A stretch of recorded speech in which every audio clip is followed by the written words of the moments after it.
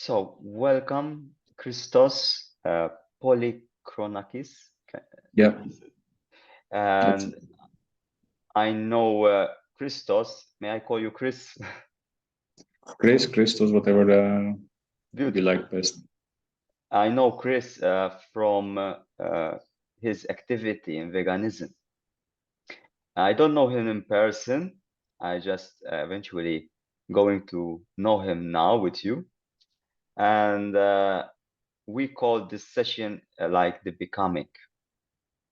Okay. How eventually Chris became vegan. I don't know if he was like that from a young age, but eventually there is a start.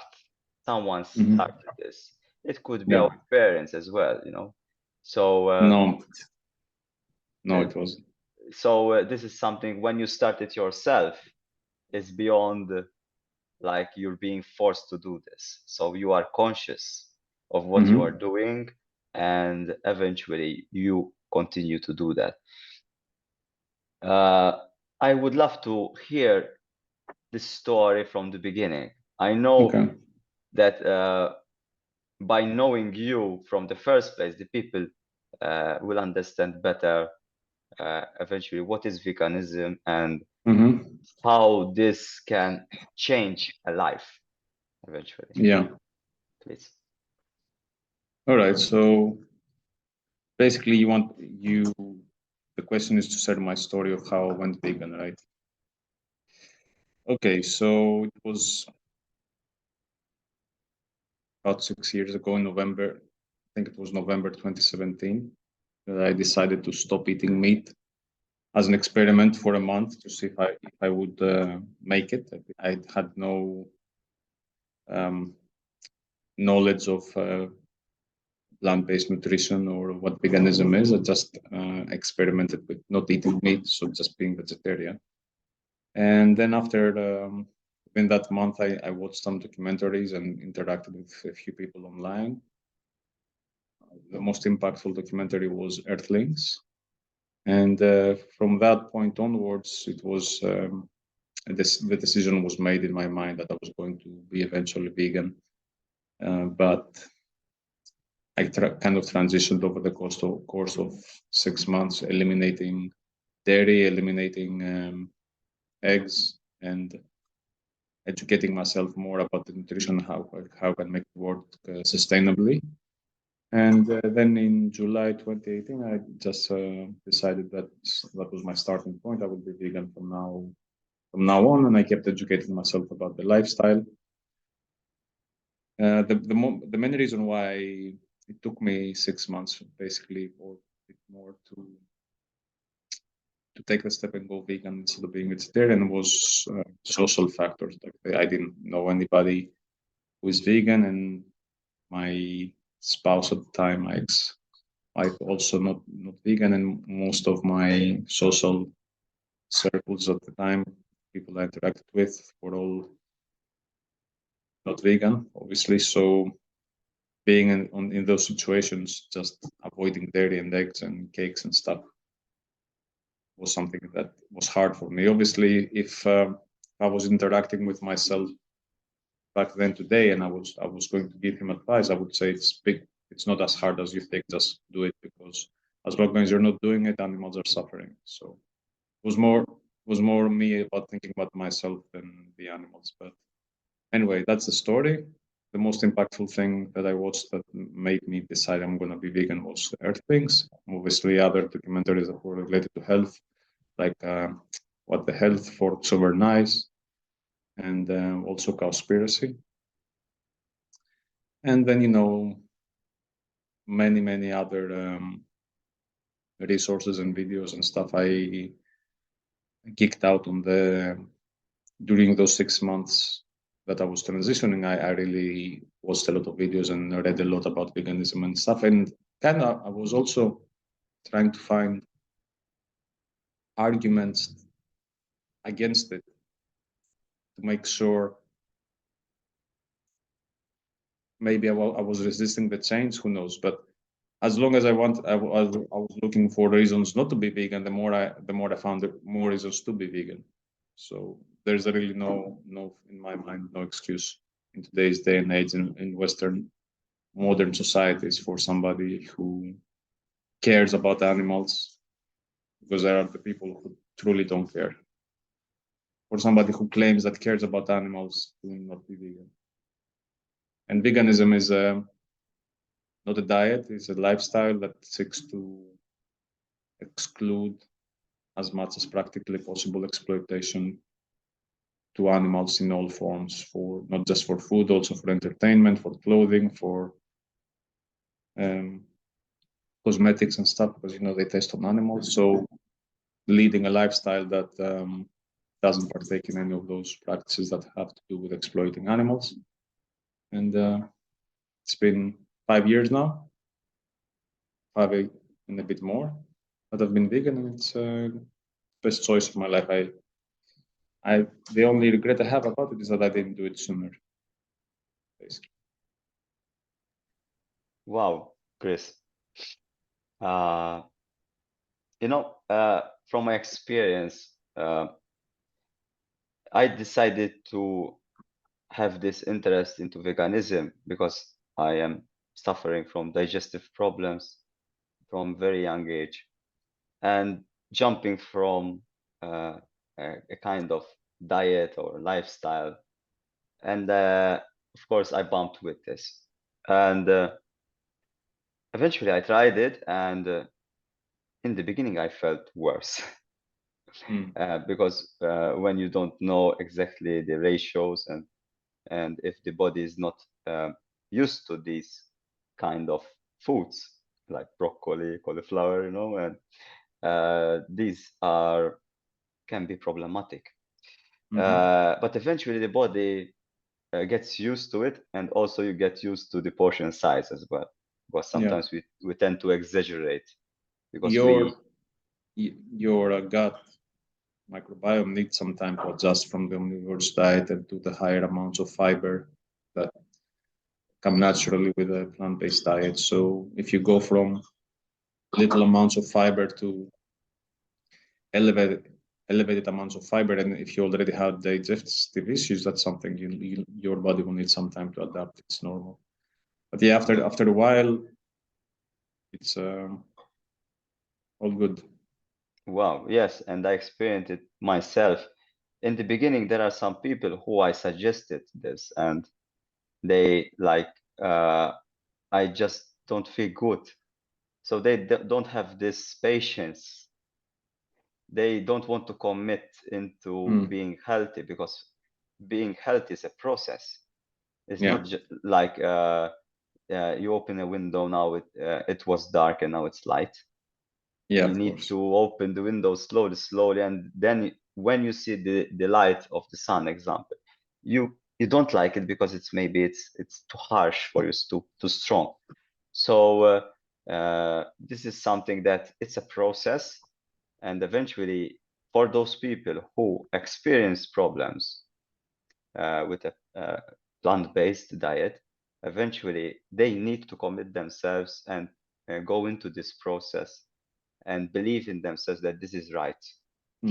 What also I experienced, and you mentioned this, because you said that your spouse was not vegan. Yes. And not even mine, because eventually she had no particular interest in doing this. So I started because I have these digestive problems, and then eventually the empathy flows. It's like inevitable. When you feel pain, you feel the pain of others, including the animals. So it's like I know the feeling, this kind of way. But for people who are not sensitive, they have a difficulty to sense this. And I don't say these people are wrong or but they miss this experience of pain. And I mean, it could be daily pain, for me, it is like that. So And I had issues with insensitive people. It's like we are not synchronized, especially if it's your partner, it's your wife, you know. Yeah. When you see this distinction, like how can you not understand this? How can you love something or someone and eventually order the killing, slaughter of it? Yeah. So one It's day an, example, yes, it's an please. it's an oxymoron, that one. You can't. People who claim that they love animals and then they pay for them to be killed. They don't love animals. They love, maybe they have a perception in their mind that they love their pet or their companion animal, or companion animals or dogs and cats, but it's just an illusion, or the lie they keep saying to themselves. It's not possible to claim that you love somebody and then kill them. Imagine if you use the same wording in the context of a human, they would prosecute you and throw you to jail. I loved my wife, but I killed her. How? It's not possible. It's Yeah, not yeah. possible. It's ridiculous. It's a silly statement to make, but people are very conditioned into the meat-eating society. So these cognitive dissonance exists and allows people to make statements like that and not realize how silly they sound. For me, I had the same experience with my ex-spouse. Like, we were already distanced, but I think me going vegan was something that made it completely made us completely incompatible, because she, as in your case, she doesn't have any interest in the lifestyle or changing. So it is what it is. I kind of bothered me for a while that, she didn't want to open up, but from my experience, there are people who will not want to change no matter what you try to tell them. So if that's the case, you're better off not trying and just focusing your energy on people who are open to change, and trying to help those people who are doing activism. One of the reasons I do activism, in fact, is trying to find the people who are open to the message, and influence them to align their daily lives with their belief that lives of animals should matter enough for them to, because being vegan is a non-action. Actually, you don't have to do much. You just have to stop partaking in an injustice. That's it. You don't, in today's society, if you claim that you love animals and that you are against animal abuse, being vegan is easy, but you just have to make the connection first. And just to touch also on the thing that you said about health before, I'm sorry that I interrupted you. The people who try a plant-based diet for health reasons and then they fail because they think maybe that the diet itself is going to offer a solution to all of their problems, and maybe it doesn't happen instantly that they feel better. They go back to their previous habits because their reasoning for being vegan isn't the animals; it's their own. It's their selfish reasons, their health. If they would put themselves in the victim's position just for a second and realize how horrible it is to be an animal in today's day and age, a factory farmed animal, even though free range or, let's say, happy animals are still, I would argue, it's not ethical to take any life, even from animals that roam free. But anyway, if you were to put yourself in the position of a factory farmed animal on its way to a slaughterhouse, seeing all of your peers being murdered in mass and smelling the smell of blood and knowing what's to come, then it would be easy to make the decision to be vegan. Yeah. Being healthy is a multifactorial issue. It's not only diet. For one to be healthy, they have to take care of many things. They have to sleep well, they have to manage their stress levels, they have to drink enough water, they have to move daily. Exercising is an important part. Taking care of your mental health, having some practices there to take care of your mental health. It's not just the diet. Diet is one element, and it's very, very, very important. it's super important, but it's not the only thing that you need to be looking after in order to be healthy. And a plant-based diet helps a lot. Being healthy, I experienced being the best shape of my life, and being now close to my 40s, looking better, feeling better, looking younger than when I was in my late 20s and early 30s. But I'm not using that as an example for somebody to be vegan. For somebody to be vegan, for me, the only reason would be to think about the animals and put yourself in their position for just a few minutes. If people could experience that, how it is to be a factory animal, and really feel it, for 1 minute, nobody would ever go back to eating meat, trust me. But it's hard for people to go put themselves in the position of the animals, and some do, like when they watch documentaries like Earthlings or Dominion, because those documentaries put you in the position of seeing the brutality. So once you see those, and if you have a certain level of empathy, it's hard to go back. It's just hard. Yeah. You know, from my understanding, I think people have a misconception about love. What is love? I love my pet. So if you contemplate about this and, okay, I love my dog, would you keep him at home waiting for you for 8 hours, whatever, until you come? Do you really love him, or you expect him to love you back? Because he's waiting for you. You are doing whatever, but he's imprisoned there. Even though it's not like bars or whatever, but still it's an enclosure that prevents from the animal to go beyond his natural habitat. So when I went into veganism, I eventually even was getting against petting. Because petting is like you are mine, I can do whatever I want in a certain regulations, but eventually you still the law still accepts certain ways that eventually it's a kind of an imprisonment.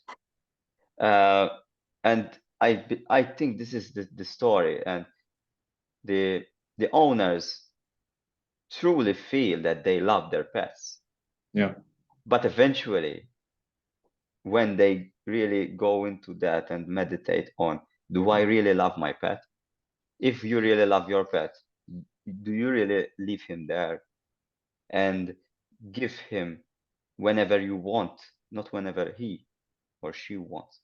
So this is something also about an understanding of love. And sometimes we humans tend to, through this misconception, also use this personality, this mindset between humans.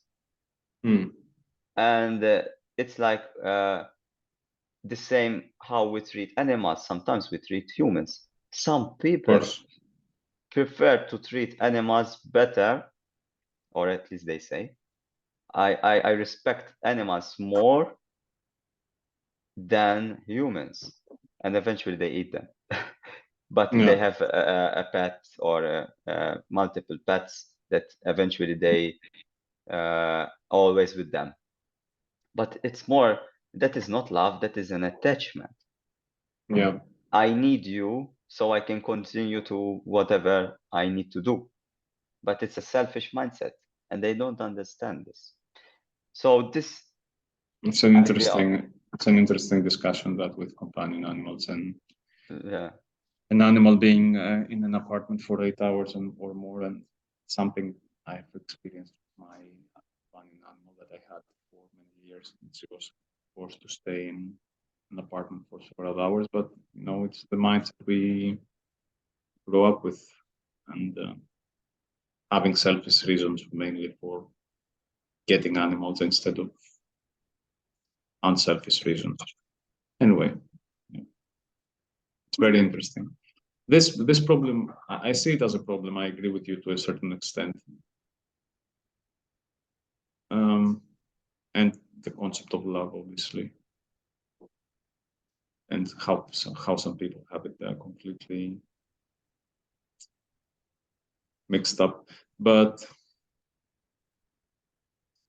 one remark I would say that in order for humans to see that as a problem and address it, it will never happen in a society where animals are being viewed as commodities and products, and that their lives don't matter, right? So we need to progress to a world where veganism is the main principle when it comes to treating animals. And then the issue of having companion animals and treating them in a way that doesn't confine them in closed spaces for many hours can come into play, and we find a solution. But in a society where billions of animals, trillions of animals are being killed every year for reasons that mostly have to do with taste, tradition, habit, culture versus survival, then I don't think we'll ever come to the point where we're going to address that as a problem. Even though I agree, and it's an interesting discussion. Yeah, let's move into medicine, because I like that topic in particular. I am into natural medicine, and just yesterday, example, I connected with Dr. Eric Berg. I don't know if you know him, and he's into ketogenic diets. And I asked him, do you agree with plant-based ketogenic diet and intermittent fasting? And he said no. Especially if you have a liver condition, and I know Eric Berg, and I'll be honest with you, I'm not a fan of him or his work, because he promotes a lot of things and ideas that are against science and are potentially dangerous for a long-term health problems of a lot of people, and he has a huge platform. Like we're talking about millions of views and millions of subscribers on YouTube, and his ideas, even though he claims to help people, his ideas in the long term go against any medical science and studies that are well established that high cholesterol causes heart disease. You can't go against that. It's proven science. And even though he doesn't experience it himself now, those diseases take a long time to develop, so people following his advice might be on the way to develop serious health problems down the line, even though now they don't experience any problems, and they're managing their weight and everything. But even if you're not overweight, you can still develop heart disease anyway. But and the fact that he said that he's against a ketogenic diet if it's plant-based, for me shows his bias. He's more into an omnivore diet, so he's accepting more like mixing both at the same time. The point is this, that eventually it's like we feel that it is our duty to change the people mindset. It's like we are doing our best. When you see this video, I just went there and I was live with him, and in just 2 hours that he uploaded the video, he was like immediately online. He has 11 million subscribers, and in 2 hours, like 150,000 people saw it. So, and I was like in the first 5 minutes, and this question was asked in the first 5 minutes, and the person, like the people, those thousands of people said, okay, no, plant-based. So this is something that if someone who we see as a specialist recommends differently that what we are saying here, would I stick to Chris or Dr. Bear? Who is Chris? Why should I follow Chris course. instead of. Obviously. And it's not about what Chris or Alex or Eric says, it's about the predominant mountain of evidence that suggests something. And people want to go against that evidence in the science because it's controversial, maybe, or they go against the norm, so they have something you need to share. But people, and I heard this from an activist the other day, and it's a nice statement.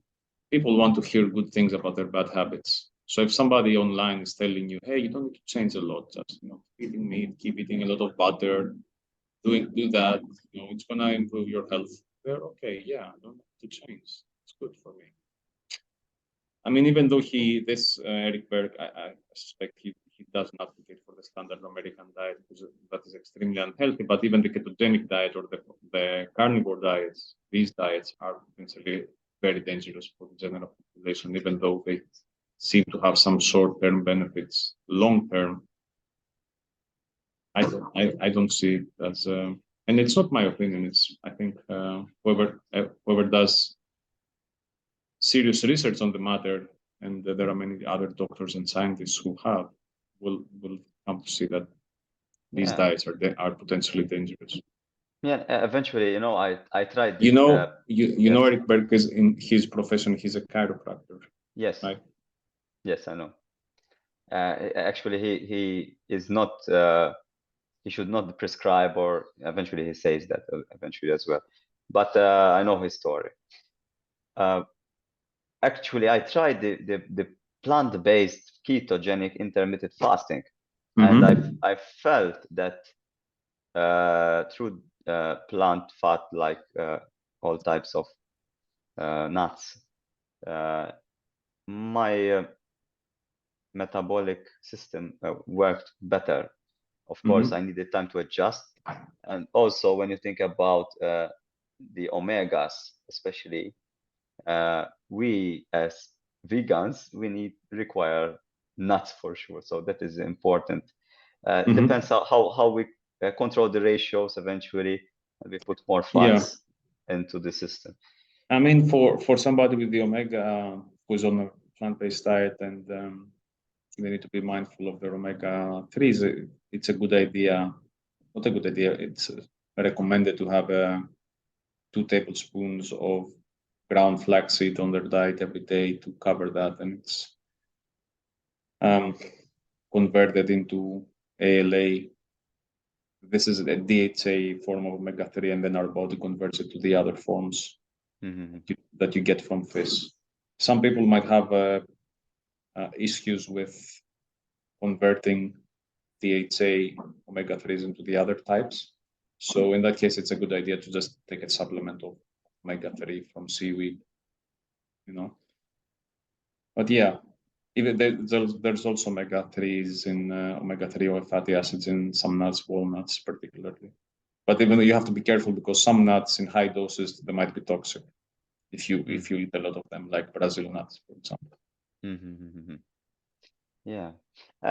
Let's continue on medicine. Example, you mentioned that you disagree on using animals like mice, example, as a testing, like a new medicine. Let's test the new medicine on these mice. When you think about all the medicines, pharmaceuticals that eventually there are, even though I don't fully agree with the pharmaceuticals, I believe that at some point some people really needs them, so I cannot be fully against them. But without this testing, the process would not be efficient, or else we need to jump to human trials, which eventually could be dangerous. So would you prefer that eventually something happens to a mouse instead of a human being to eventually produce this medicine that we have today that eventually will help millions of people? That's a very interesting discussion. Now, when I was referring to animal testing, it was mainly for cosmetic products. in cleaning products.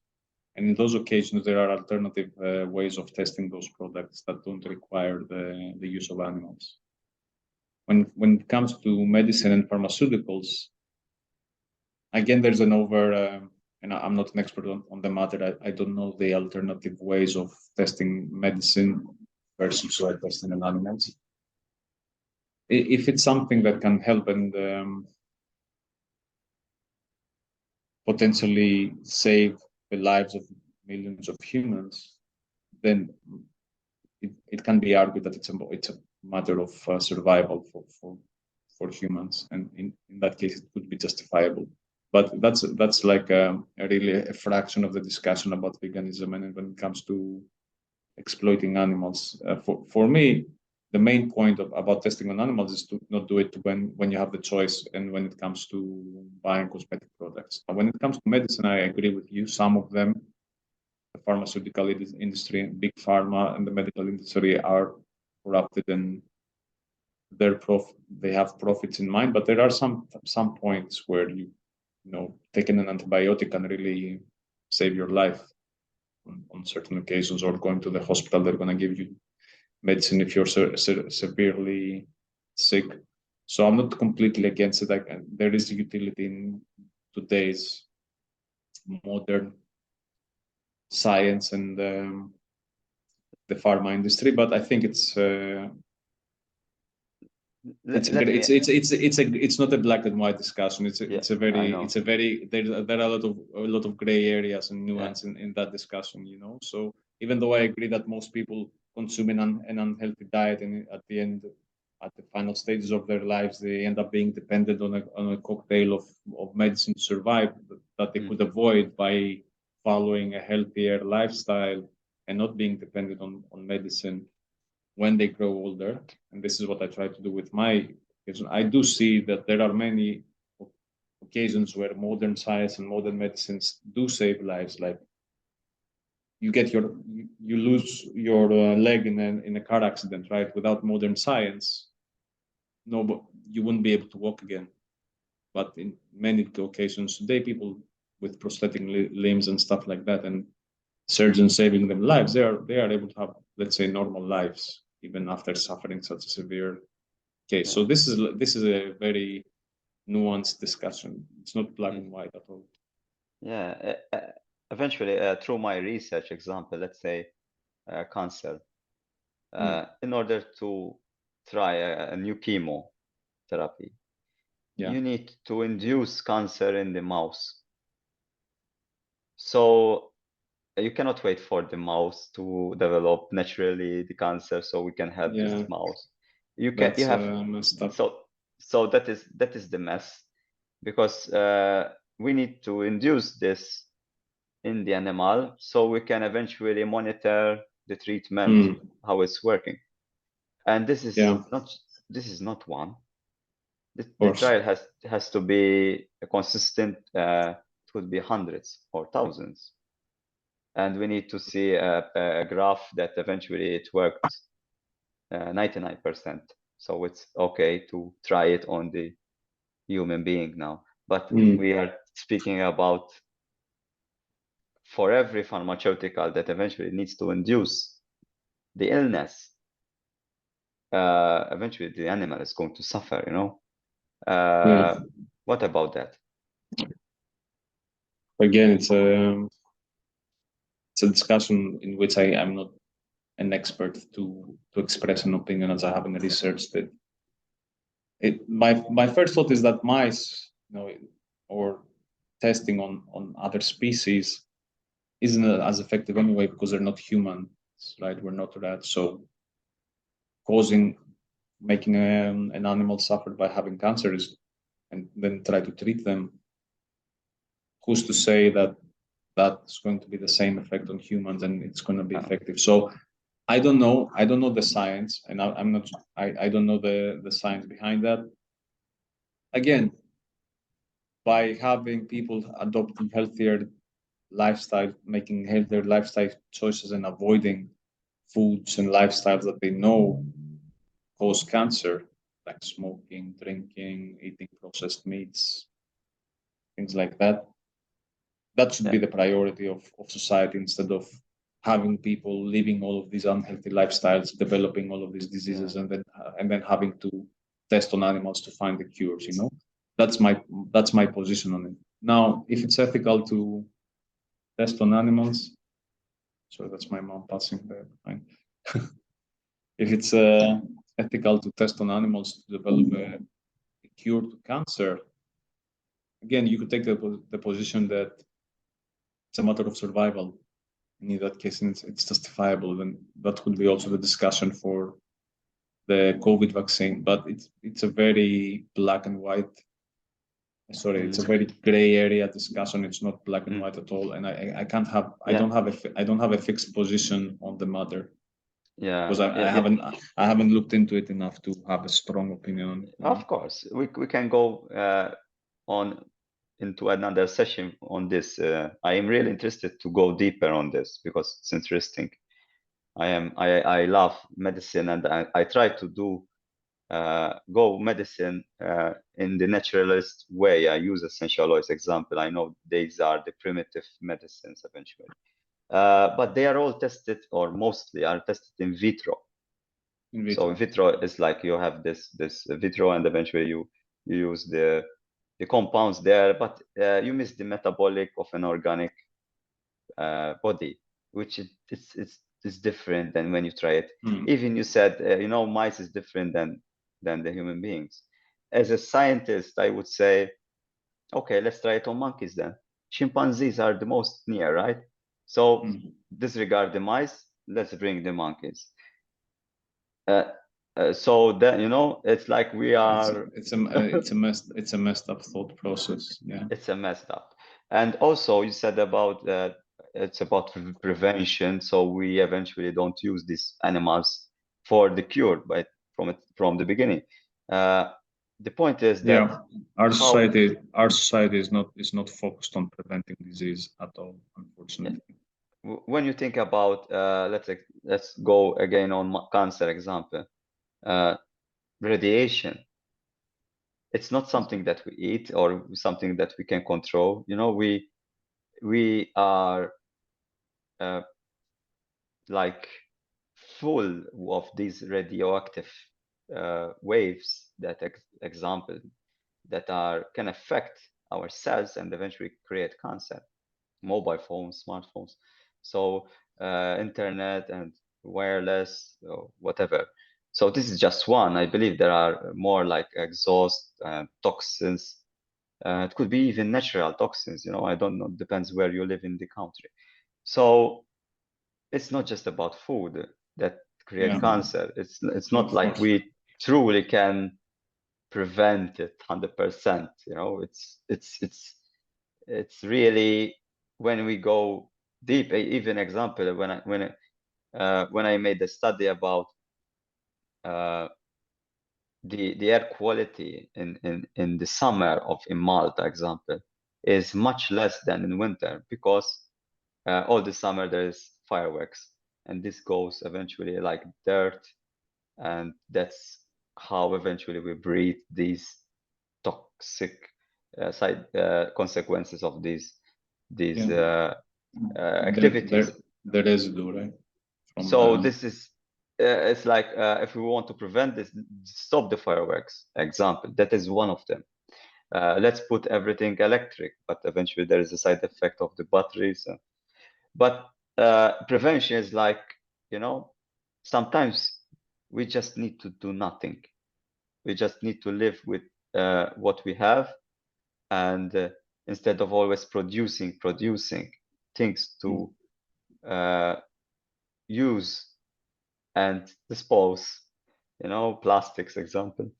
So it's truly a mess today. It's like we, especially when I see you acting on veganism, and you truly put your heart and soul there. But there are so many walls, walls. Just thinking about all those people who are into medicine, and they say, veganism is not good. This is something that it's creating confusion for the people, and the people say, okay, I just do whatever my body tells me to do. And of course, I think from personal experience, smoked meat may smell better than like lettuce, you know. So this is something that people have this attraction Yeah, and they go. But at the same time, we need to understand that I know that you are into nutrition as well, so you are deep into health. Example, when we crave sugar, we should not eat sugar. exactly. We need to eat a type, example like fruits. Hmm. But still, we should not overdose with that, even though it's natural. Yeah, So if our body is asking for more, then we need to understand what's inside us. What's calling this? Is it good or is it selfish? Is it a kind of infection, an overgrowth? We are full of it, and that's why the calling is so strong. So it's a this is it's a good point that you made. Like we crave things that are not good for us all the time. So the example you mentioned with smoked meat or processed meats, they might taste great, even better than plant products. Nobody's arguing that they don't taste good. That doesn't mean that they're good for us, right? Somebody might enjoy smoking. They have a craving for smoking. They say, "Oh, my body needs smoking. I feel better." Doesn't mean that it's good for you. So yeah, it's a very good point. Doesn't mean that everything you crave for or you feel your body needs is good for you. You need to have like take a step back and think about it and really understand if it's good for you long term. So this claim, my body needs it or I felt a craving, is not a justification for.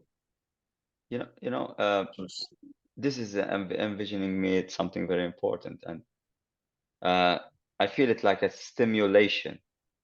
We need a stimulation, and the stimulation is about also power. We need to feel power, and I want to go back 10,000 years before, 10,000 BC, let's say, and in the time that we used to hunt animals with our spear. uh, when we as humans uh, had this ability to eventually be the predator, not the prey anymore, we felt power. Now we eat them, not they eat us. So we up a level. And whenever we eat this flesh, we feel on a higher position. And I believe this kind of mindset, even though we are not using spears and we are not in that kind of clothing, we are those souls that progressed but eventually change clothes. But inside their ancient mindset, it's still roaming around. And I am in charge. I can do it. I have no limitation. The sky is the limit, right? So I want to taste all the things in the world. I want to go to India, I want to go to Asia and taste that oriental food, and I want to taste. I want this stimulation. And some people want to go beyond. I want to taste these like insects or bugs that they do. And I know this is some disgusting maybe, but it's an adventure, right? We want the experience. Even if there is a consequence, we can get sick of it. Why we are going for this stimulation? Maybe because we feel in a very low position and we use food most of the time, when we get angry, I want to eat that sweet, most of the time we do it. So we use food to be in charge, and now we are released. And is it right to use meat as a stimulation? Or, as a vegan, I sometimes stimulate myself with bread. I don't feel good stimulating with bread because eventually it will make me bloated. It's vegan, but it still is not good. So you still need to identify certain foods that you should be aware of, not exaggerate, even that those plant-based. So the stimulation itself comes how this society today is stressed, is unhappy. There is a lack of love, of like with coming from the external to the internal. Nobody loves me, so I'm going to love myself this way. Let's go for it and indulge. There is also the marketing, indulge yourself, come and eventually eat how much you want. And it's not a true form of self-love, you have to say. Made some interesting points now there in the last bit. I'll just mention a couple of books that I read recently that address this, and maybe your audience can look into them. One book is How Not to Die, which is by Dr. Michael Greger. He's a plant-based doctor. He made a new book now, How Not to Age. And in that book, he talks a lot about the cancer element and how to consume foods that have anti-cancerous properties and how those are all tested and studied on. I mean, there are, as you said, okay, there are a lot of things that we can't control in our environment. Okay, so those are unavoidable, but the things you can control, you should try your best to the best of your abilities to control, and as much as you can prevent certain things from happening. No, because I understand there's a case that, okay, in today's society, some things are unavoidable, like breathing the air from exhaust and using modern technology. And there's I'm not sure about the science with cell phones and Wi-Fi and all of that causing cancer or not, but there are certain things that are proven and are listed as type A carcinogens. So those we should make an effort to avoid. Without internet, without Wi-Fi, without all of these advancements in technology, we wouldn't be able to have this call right now that we're having. So, we take the good and the bad and make an assessment and, deem it as an acceptable risk. But the things we can't control, I think we should. And I would recommend everybody to read the book, How Not to Die, and also for the evolution of humans that felt in a superior position to animals, and nowadays they are in control. I do believe this mindset still exists, and that's why the ancestral way of living appeals to many people, because they feel they're disconnected from the natural world and they want to feel like their ancestors. But in fairness, our ancestors lived in a time of scarcity and they did what they had to do to survive. Okay, and they evolved. They learned how to hunt and kill animals in a way at a certain point. But they were also very behind cognitively compared to with today's humans. So I don't think we should intellectually try to copy their behaviors for anything that we do, because we would be still doing a lot of things that are messed up. So. But there's a very interesting point in the book, *Sapiens*, that mentions that humans, today's society, we evolved faster technologically than what we did biologically. So we're biologically inside of us, we're frightened primates who are afraid of predators, and we still have that thing inside of us, and we haven't evolved to be really in the top of the food chain. You know, you see a lion who's really in the top of the food chain, they chill. They're not really afraid of anything or anyone. They are alpha predators because they are truly not afraid. I mean, they should be afraid of humans actually because we are messed up, but they don't. You see it in their behavior. They're just chill. So, or sharks, or truly predators who are alpha predators on top of their food chain. They're not fearful like we are. So we haven't evolved, and that I think triggers a lot of our messed up behaviors to animals and to each other. But it's a very interesting book that covers that topic in a much more depth and Wow.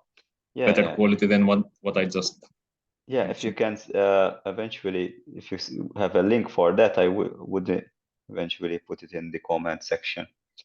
Yeah. It's a book, Sapiens, from it's called Sapiens. The author is Yuval Noah Harari, and the other one is How Not to Die by Dr. Michael Greger. Okay. So you said also about time of scarcity, and I think we can turn it around, like scarcity of time. Look at our children. I believe you are a father as well, so you have the experience. Today with technology, our children tend to use a tablet example and they eat.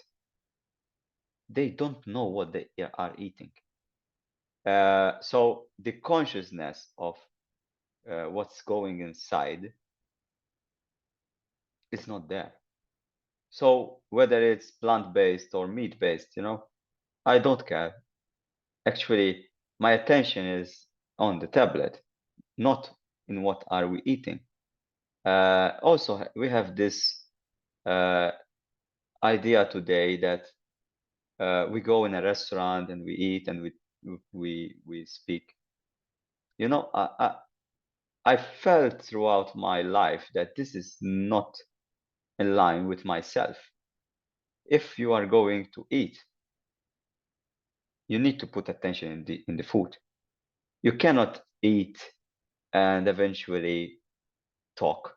I don't like to talk while I am eating. And I also have a time frame in between. So when I finish, I want to feel it, that what I digested is actually good. So it's also a gratitude that eventually this is offered to me and I accepted this and it is being used for a good way. But this is really missing in our society. We don't have time. We are multitasking things that we eat, we do certain things, and we get lost in the reality of the present. So how can those people that have this scarcity of time be conscious of what they are eating? If you ask them in that moment, what are you eating? They will look at the plate and will then say, okay, I'm eating chicken. Because they lost the consciousness of what they are eating. So they forget, yes, I am eating chicken. So this is, how can you, and you said about those alpha that they are fearless. Fear comes with consciousness. And you can see this with children as well. My children are my greatest teachers. A baby or just a toddler walking, he can easily jump through a hill, no fear. But we stop because we have consciousness that that is going to kill us probably. So being conscious creates fear. So once you understand this is chicken, yes, from where the chicken is coming. And when we go through, and I know that you eventually show them also screens and how the processing is going, you know, the people don't want to see it, you know. The people who, the majority, or I say most of them, is that they don't even have this slightest idea or intention to do it themselves. So you have this chicken, please kill it yourself and do whatever you want and then eat it. Most of those people who eat meat, they don't have the guts to do this. Like it's no, great no. But eventually you pay for that. Okay. Yeah. So if you feel this in your guts, that is wrong. Because it's okay to cut a carrot, you know. I most of the time when I was teaching my daughter, you know, how to cut and slice the vegetables. But if you bring a rabbit or a chicken, put it on that surface, and let's use this knife and cut in pieces while she's alive, you will understand. The child who is unconscious will understand and bring up the consciousness that this is wrong. You know, as I told you, we have this distinction that when we are bringing a family example, my wife is not in favor of this, even though she says that eventually she loves animals. But there are certain people around us that that they don't agree that I am vegan, and eventually I am bringing up those children as vegans. So in order for them to eat certain meat like chicken, you know, and I tell, example, my daughter that that is the real chicken, you know, that is the leg of the chicken, you know, this is, you know what you are eating, right? There is someone else which I'm not going to mention. No, that is not, that is like not real. That is not the real chicken, you know, that is a, what are you saying, you know? You are implementing a kind of manipulation, Yeah. so the person can eat this. You are manipulating the children to follow certain directions Yeah. through wrong realities. And that's how people become conditioned to eat meat and consider it normal, because they get brought up to it. And as you said, the normal reaction of a child, if you put a chicken or a rabbit in front of her or him and you give them a knife, they would naturally say, no, I don't want to do that to the animal. But when you pay somebody else to do it, it's fine.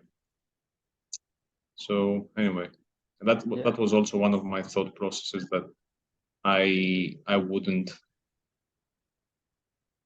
hurt an animal myself. So why is it okay to pay somebody else to do it for me? Especially in today's day and age where you don't need to.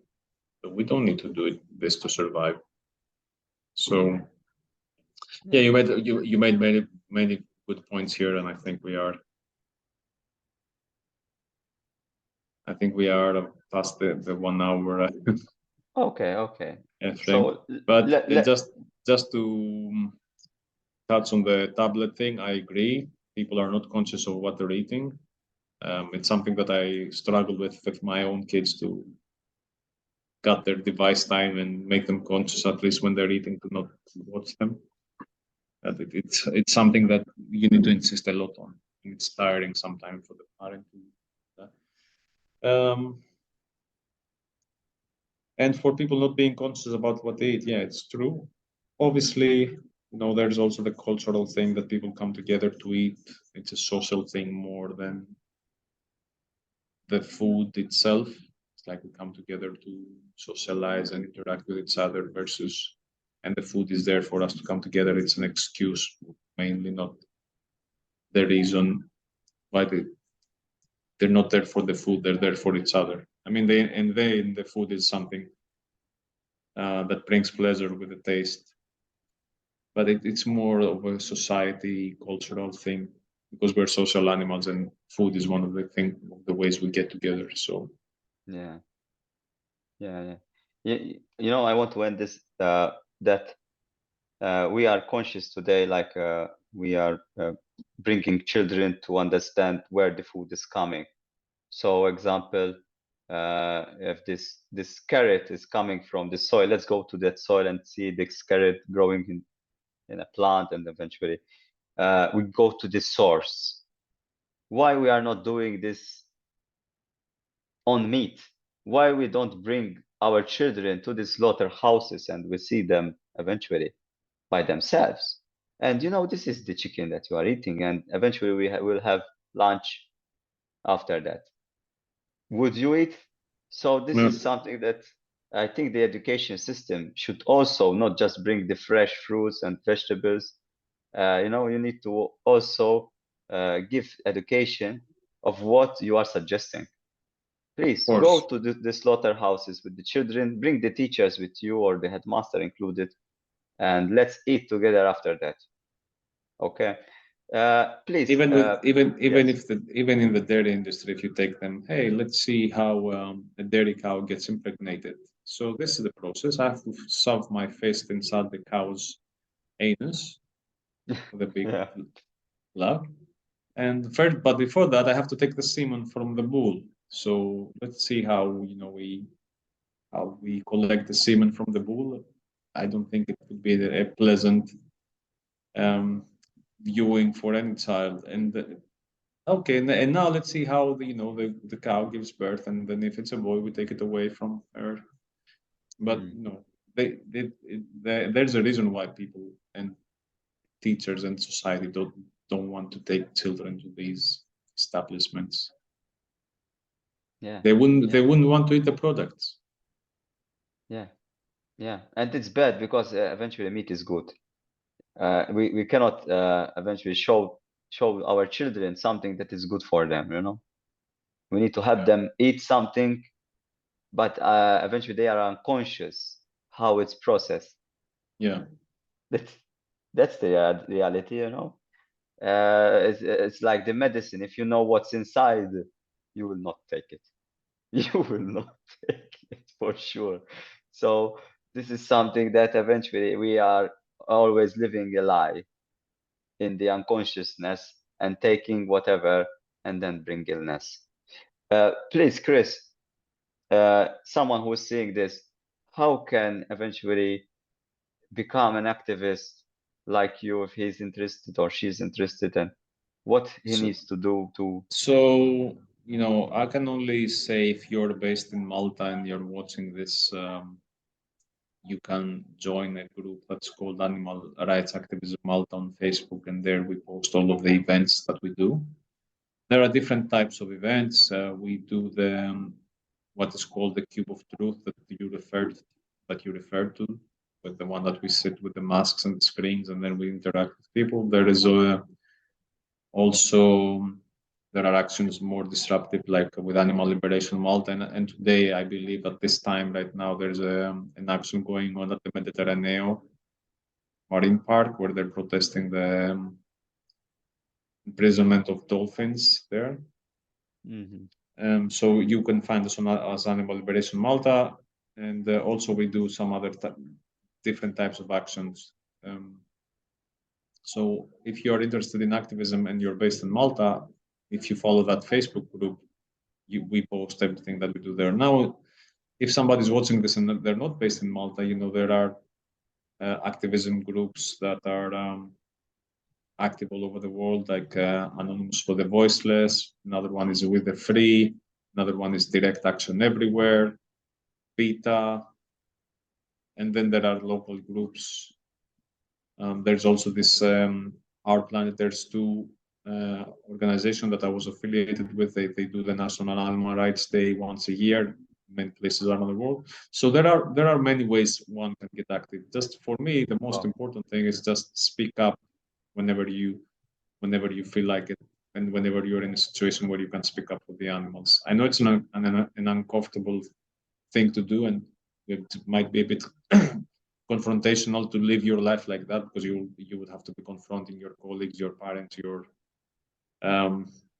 your spouse, your everybody on a daily basis. So finding an outlet and doing activism on a specific designated time and place helps with that, you know.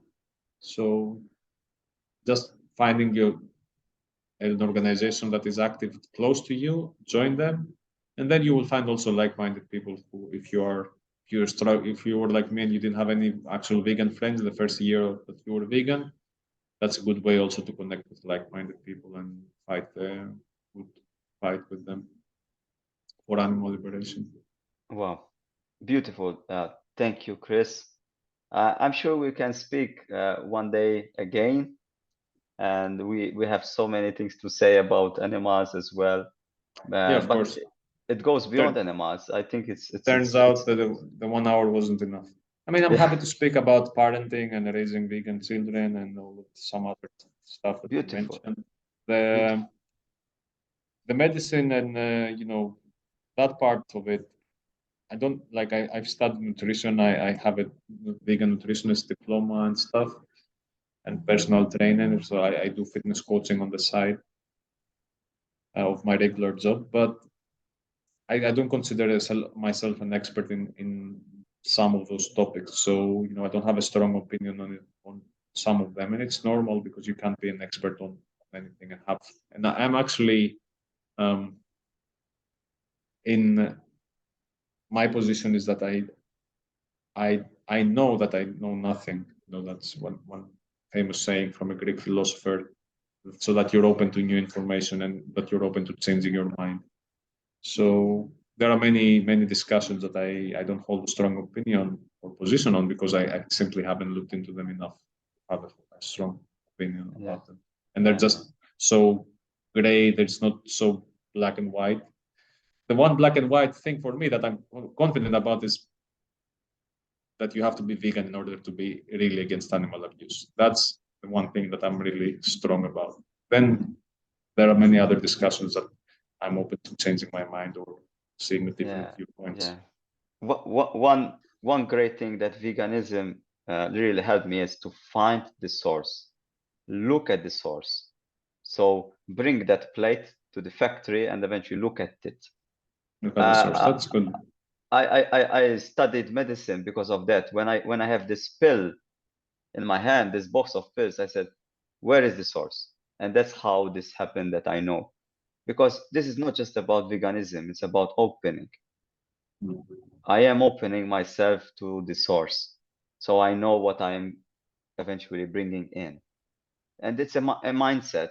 It's not just about the animals, but it's about a whole general consciousness that brings up very transformative things that people You also who you also mentioned spirituality and stuff, and that we didn't talk a lot about today, so maybe we can cover it more if we please we'll do it because I don't consider myself a spiritual person, but I try to be grounded and meditate and have some practices like that. So, and I have an opinion about people who consider themselves spiritual but and non-violent, but still participate in violence towards animals by not being vegan. So it's a nice discussion for another day. Yeah, beautiful. So thank you, Chris. I don't want to eventually be longer.